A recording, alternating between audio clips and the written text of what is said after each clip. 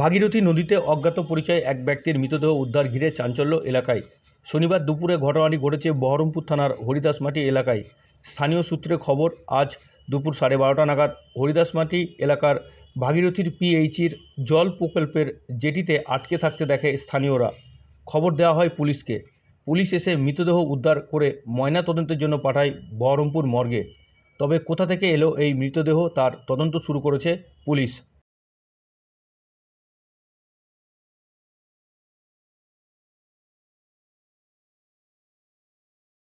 কি দেখছেন? এখানে মরা দেখছি। মানে কি, কোথা থেকে এসছে কিছু? তা আমি বলতে পারছি না কোথা থেকে এসছে। কোথায় আটকে আছে? এই তো বোর্ডের কাছে। বোর্ডের কাছে মানে ভেসে এসছে নাকি? ভেসে এসছে, তাছাড়া কি করে আসবে? সে তো বুঝতেই পারছি। তো আপনারা কি করে জানতে পারলেন? আর এখানে বাড়ি যায়, আচ্ছা, দিয়ে দেখতে এলাম। পুলিশ এসছে? এসছে তো। বডি নিয়ে যাওয়ার ব্যবস্থা করছে? হ্যাঁ। মানে এই এলাকার কি কেউ মনে হচ্ছে না? না না না, এই এলাকার কেন হবে? এলাকার হলো হালালি হয়ে যেত, ঠিক আছে। বাইরেকার মনে হচ্ছে। কি নাম আপনার? রাজকুমার সাহা।